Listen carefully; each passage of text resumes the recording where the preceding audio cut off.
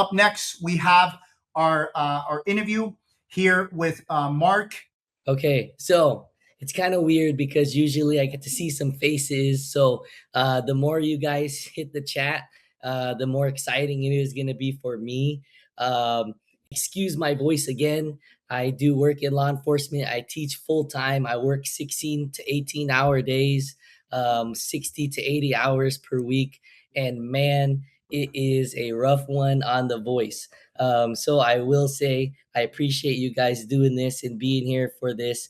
But let's get to it. So just a couple things here. There's a few questions, and I know Paul's going to be texting me throughout. So perfect. Okay, so I'll be, if Paul, if you don't mind, I'm paying attention to the chat. If you want to just throw some questions on the chat or even text me on my phone to let me know if I'm over on time or whatnot, let me know. Or if you have any questions on here. But I do have some questions that Paul had for me to share with you guys. So one of the questions was, oh, you know what? Before I get into that, my name is Mark Masa. I work for a sheriff's department here in Southern California. And to make the long story short, I am one of Paul's mentees, and I've gotten to know Paul and his entire team. They've been so awesome. So hopefully today, I know I will be able to provide value to you guys, and I hope that you guys would take it home and take it to heart, and then use this for your future careers, whether if you want to stay in your career or not, or if you want to get into being financially free and giving back. Being a go-giver is what I like to call it. So let's get into it. All right. So by the way, 12 years in law enforcement, just so you guys know. What are some limiting beliefs or reserves that I had when I first started researching this type of business?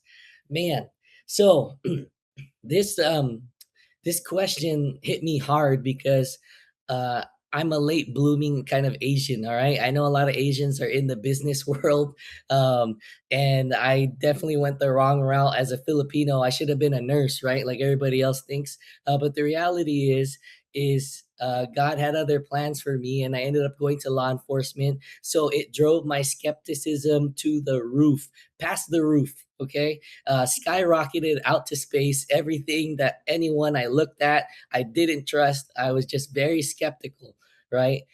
So the only other person that would be able to sway my mind away from a business such as this was someone like Paul. Paul is a very special person, and I'm sure you guys know this already. I will say is the first time I saw one of his messages or his posts on Instagram, I thought it was a scam. No lie, yeah, Joe Coy, exactly. I'm pretty sure you're gonna watch one of his shows in LA soon. He's gonna be with Gabriel Iglesias, and I'm planning on going to that. Anyways, I thought Paul was just another guy who was just scamming people. And I was all like, dude, there's no way. And so I messaged him on Instagram, and I didn't ever think that he was going to respond back. And he actually indeed did respond back. And I thought he was AI. I thought he was just a robot texting me back. And so I said, here's my phone number. Call me if you're a real person, and let me see if this is true or not, because you're saying you're in law enforcement, and I know and I'll be able to smell whether or not you're truly in law enforcement and you're a really solid guy, good to go. And so Paul calls me up and he says, brother, I'm a real human being. Okay. This is before all the new AI voice stuff that you guys hear now. And so, yes, he called me. He set me up on a call with Brandon Pham, who's in here, I believe, too. Awesome guy. And even then, it still took me about like three calls on Zoom to be able to understand, but not only that, to truly kind of trust what they were trying to teach us, right? And yes, he doesn't age. That is true. So both Paul and Brandon. So that was something that was a limiting belief for me. Another thing was the money, right? Like, gosh, like how can you just like scrape up money like this in such a passive way? You think about real estate, you think about all the other brands of passive income, right? But then you're actually employing your time to either refill those vending machines, to either get a phone call early at 3 o'clock in the morning because your tenant broke the toilet and is flooding the entire house. Gosh, what a headache that could be, right? Plus the lawsuits involved with that. When it comes to the credit card processing side of the house, it's truly passive. Even right now, it's 6:27 right now. I have stores open right now, and as they're swiping away, I'm talking to you guys and I'm making money. So that's what was eye-opening for me. That kind of blew the cap of limiting beliefs and the reservations in my mind. So the next question that Paul asked me is, why is the strategy that we use, the cash discount program, a big needle mover in this industry? Thank you, Paul. So yeah, um, did anybody know anything about credit card processing or terminals? Like, did you even pay attention to those terminals that you would chip in or tap or swipe? Say, um, attention. Oh, yeah, good. I like, someone said no. Good. Say, if you did pay attention, type in attention in all caps. Attention, attention. Let's see. No, I went to a Miami event. Good. Nope. Oh, somebody did. Good. Megan McCombs. Awesome, Megan. Good. Good. There's a few people on here that were paying attention. Now, of all of those people who were paying attention, did you guys actually understand how the process works? The fact that it takes money to move money. So if I were to go, and this is how it's explained to me, and I love explaining it to people this way. I love explaining it to my mentees this way as well, because I do mentor people in this as well. Let me see real quick. Okay, yeah, exactly. So the basics is extra charge goes to a bank, right?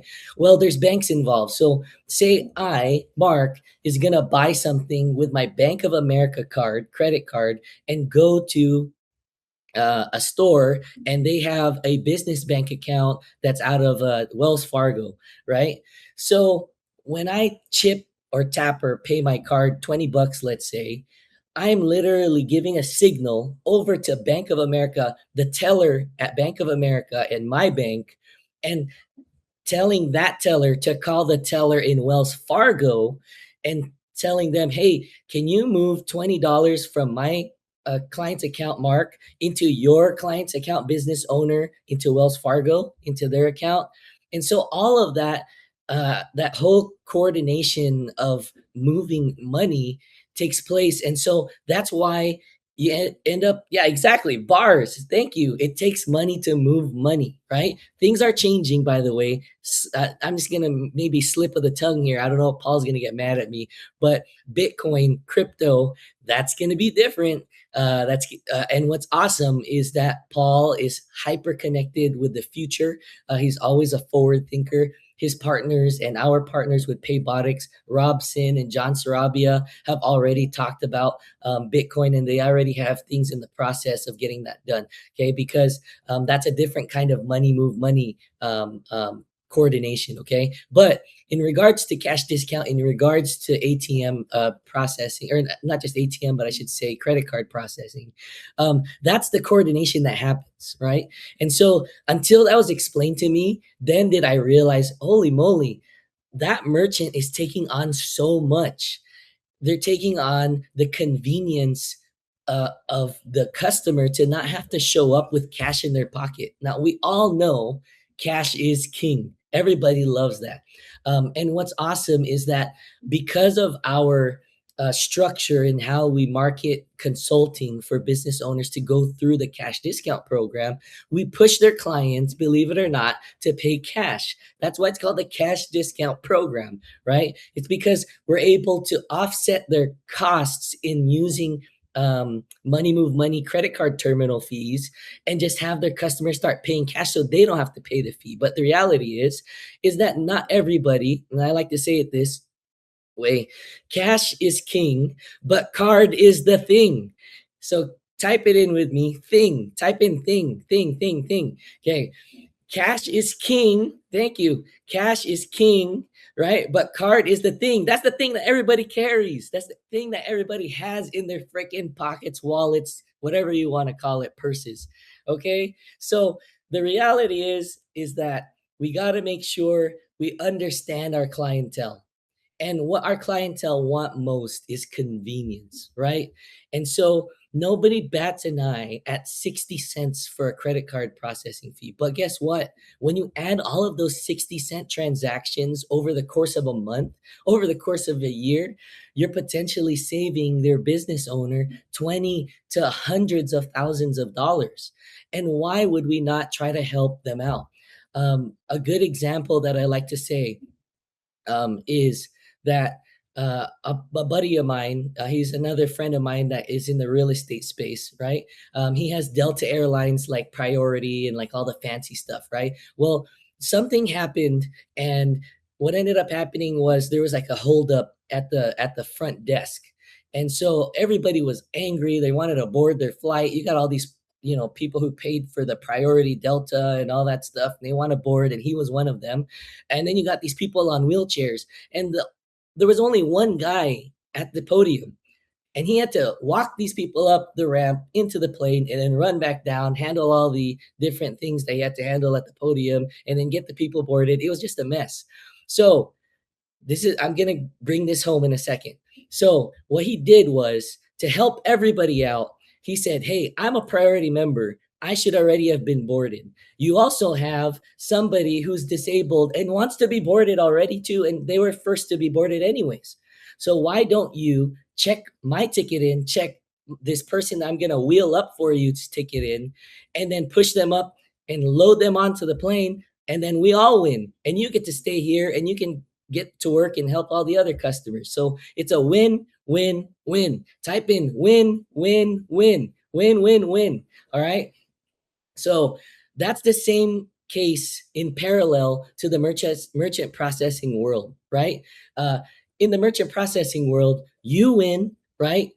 The person that pays, especially if they pay cash, they win, right? They're not paying an extra fee. But even if they do pay with their card, they're getting their cashback rewards anyways, right? And then the merchant wins and you win. So that's all three of you guys winning. The only person that loses is the bank.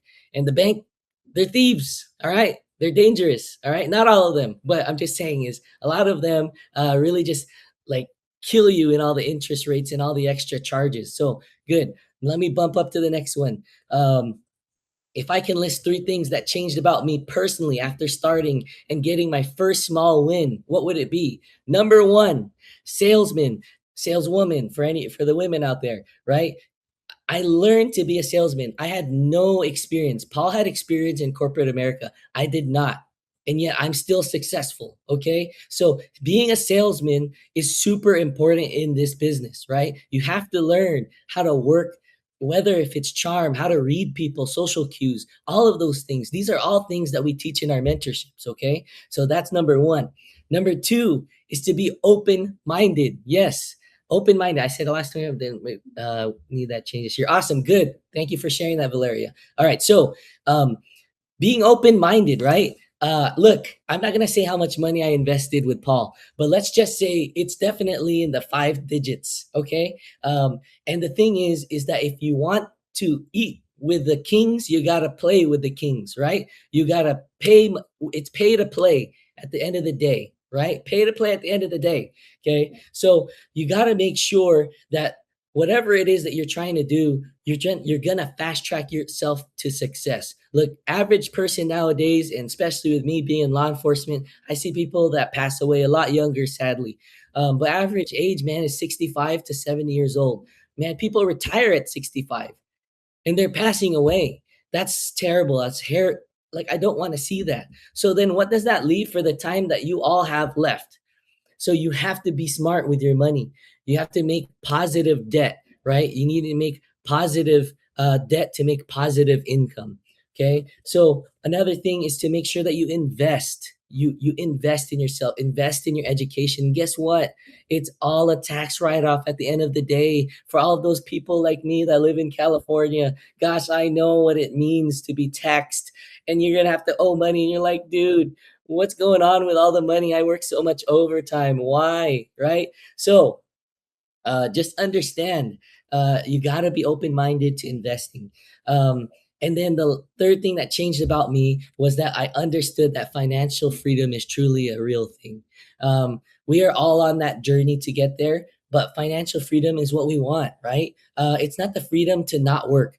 I don't believe that God created us not to work. What did God say to Adam and Eve when he created the Garden of Eden? What did he say?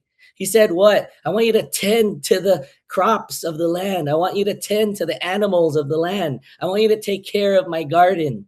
That's work, right? But it's awesome because you get to do something so relaxing. You get to do something that you want to do, right? Most of us are working and we don't want to work our jobs. We don't want to do our jobs. We're not passionate about our jobs, right? Why? Just because that's what we ended up getting into, right?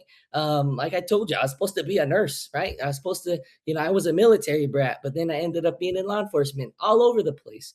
Um, but what I want you guys to understand is that at the end of the day, you're to reach your financial freedom so that you can be a go giver. Type in go giver, please. Type that in, please. Go giver, go giver, go giver. Look, being a go giver means this, that number one, you go. That means you make things happen. That means you get your business off the ground running. You make it happen quick, immediately, imminently. And then you don't stop at going. You don't stop at just continually chugging along. You give, you help people. Once you buy all the things you want, I guarantee you, you're going to be bored with it. It's not fun to build a pool and have it all to yourself. It's not fun to bake your birthday cake and eat it alone. You got to share it. You got to enjoy the experiences with people. That's what makes financial freedom so much fun, is that you're able to walk people through their problems and help them get past it and help them grow. And that's what being a go-giver is truly all about. All right. So I don't want to take more of your time, but I have a couple more here. What would be a piece of advice? Yes, I love it. It's going to be a Sunday service always, Mr. Garvin. I appreciate it. So what would be a piece of advice? And look, I don't even have a voice, but guess what? You guys are pumping me so much that my vocal cords are just coming back to life. I love it. All right. What would be a piece of advice to give to the viewers? Right. So here's something that I want to share with you guys and open your minds. The first thing that I ever learned about sales, all right, is nobody cares what you're selling. Nobody cares. You can sell them a freaking time machine, for crying out loud. You can send them like like a key to the fountain of youth, right? But what you truly are selling is trust and how you make them feel. So trust and feel. Type that in. Trust and feel. Trust and feel. Trust and feel. Right? Here's the thing. Nobody is gonna buy what you have, even if it's the best thing in the world. Thank you guys. Even if it's the best thing in the world, if they don't trust you. And nobody's gonna trust you if you don't make them feel like they can trust you. So you're selling them how they feel. We're so transactional when we talk to merchants. We're so transactional when we talk to people. Hey, so what can you do for me? What can I do for you? How can I scratch your back? And then it turns people off. You know how many times these business owners get phone calls from freaking people like us all the time? They're tired of hearing it. So why don't you just start off with a conversation? Like, dude, you have the best beignets in town, bro. Like, what's the secret recipe? JK. Like, I just want to, you want it to the point where these people are scheduling appointments with you to go on an outing. Like, dude, I just got a new boat. Let's go out. Let's go check out my new four-wheeler side by side. Let's go out to go dune buggy riding or something. And that's how you develop relationships. Because guess what? These business owners are your biggest marketers. These business owners are the people that are going to market for you because they already know how you made them feel. Gosh, I got goosebumps, guys. They already know how you make them feel. They know that you protect them. They know that you're guiding them. They know that you're going to have their back when it counts. And so what are they going to do? And who do business owners hang out with? other freaking business owners. So they're gonna hang out with other business owners, and then you're gonna share that as well. See, so I see a question here. It says, if someone was on the fence with joining a business, oh, never mind. That was Paul. He's pushing me along. Good. That was actually my segue. Thank you. So um, if someone was on the fence of joining a business like this, what would you tell them? Here's my number one and 100% rule: get a mentor, period. Done. Okay. You need to get somebody that's going to guide you. Because what did I talk about time? What did I talk about? The fact that people are dying so early. People used to live to 700, 900 years old. Right? I couldn't imagine what I would do at 900 years old. I'd probably get sick of looking at my great, great, great, great grandchildren, right? Like, man, that they should not look like me. There should not be more people that look like me, right? But the reality is that you got to have a mentor. You got to have someone that gets you past all the road bumps, right? Because at the end of the day, even I myself, as a business owner, have made mistakes. We will always make mistakes along the way. That's just reality of business. That's reality of getting into anything. But if I can avoid the simple, like, road bumps or roadblocks in that business, because I listened to my mentor, like Paul, like Brandon, like Hugh, like Kevin from Gas, dude, all of these guys. Like, I gotta give a shout out to my boy, John Hernandez, man. That guy has helped me so much.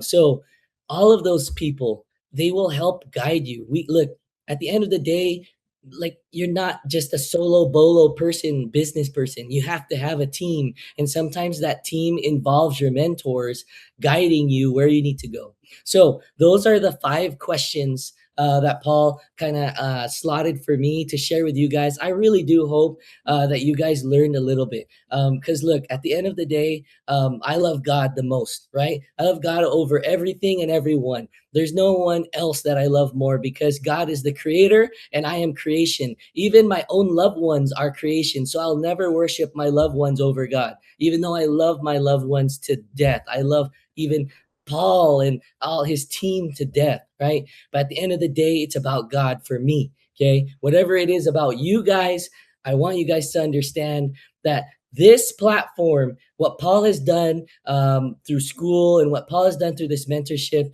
it's really a go-giving kind of attitude. It's a go-giving kind of lifestyle and mentality. We're here to give and to go and to give back to you guys. And I hope that we were able to give just a little bit to you guys today. So thank you so much. Gosh, I'm not a pastor. I am definitely not qualified, but thank you so much, Richard. You guys are always pumping me up, man. God is good all the time, and all the time God is good. I love it, guys. Yes, please. So if there's anything that I can do, please reach out. I don't know if yes, we will definitely talk, Wences. But if, or sorry, is that Sean? I don't know which one's which. But I will say this. Um, I don't know if Paul wanted me to go over my personal story, maybe at another time. Maybe we can set up another live for that. I'm not sure. But I do have a mentorship as well. Okay. So if I'm somebody that resonates with you, please reach out to me. I'm on school as well. It's called the Responder Reset. Now, this isn't just geared for first responders. Okay. In my opinion, the real first responders, do you know who they are? They're not they're not police officers, they're not sheriff's deputies, they're not firemen, they're not nurses. The real first responders are parents and teachers. Parents and teachers are the real first responders, because they're the ones who have to teach and deal with their kids all the time first. If they are bad first responders, guess who has to deal with them? The second responders. That's me, the law enforcement, right? That's Paul when he used to work it, right? And Gianni, right? But uh, I don't want to have to deal with them the second time around. So, anyways, for all of those of you who are burnt out, whatever it is, and you need that reset. That's why I named my program the Responder Reset. For all of you guys that need that, and you need a break, book a call with me. I think my Calendly right there. It's in the link. It looks like Nestor put it up there. Thank you so much, Nestor. Dude, look at that, Nestor, man. What a go giver, dude. I didn't even tell him to do it, and he did it. But please reach out. and send it over. And I'd love to take care of you guys and see what I can do. And if it's a good fit, it's a good fit, right? I'm not gonna BS you guys. I'm not gonna make stuff up. Okay, I'm in law enforcement and we shoot straight from the hip. Yeah. Okay, awesome. Rihanna, you are an inspiration for even listening to me. So I'm glad somebody out there is listening. I'm glad you guys are listening to me. Thank you so much. Please let me know, Paul, is that everything that you need? Specifically, you said about cash swipe. I just want to make sure that we're good here before. And please pray for me tomorrow. I'm going to a memorial service for my partner who passed away on duty. I have two partners that passed away on duty, and man, it's rough. And it's people like that. It's people like you guys that I want to help the most, right? I'm going and I'm continuously going, but I want to start giving again. I want to start giving more and more and more. All right. So I appreciate that. Thank you for your prayers and thank you for your condolences. I appreciate that. Yeah. So Paul, whatever instructions you have left, please text me or send it in here because I don't know. I'll keep talking all day long. I'll keep talking until my vocal cords end up on the camera. Okay. So I don't care. I love you guys and I want to make sure you guys are taken care of. Good. Thank you so much. Dude, the love. Oh my gosh, man. Really, really shakes me to the core. I really appreciate that. Cool. Awesome. Okay, I'm gonna disappear. Paul looks like he's gonna take over now. Please check out my link. Book a call with me. I'd love to connect. Love you guys. See you later.